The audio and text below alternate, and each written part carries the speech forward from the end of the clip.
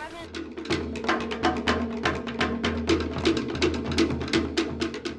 Even though it's 1 hour, it still makes a difference. It shows that we're environmentally conscious. It shows that we care about our planet. Uniting people to protect the planet and create an environmentally sustainable future. Part of the video and Ayaka team, Front Office has created floating candles made out of recycled bottles. We believe in 200 years' time, the people don't help take part to protecting the planet, the earth will go underwater.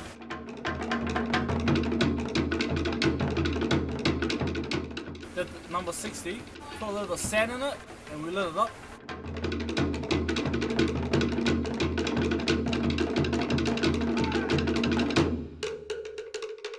If we can do it, the rest of the world can do it. So it's being responsible, holding accountability. It's never too late. The cookers were done by the back of house. Just decorated the whole restaurant with candles.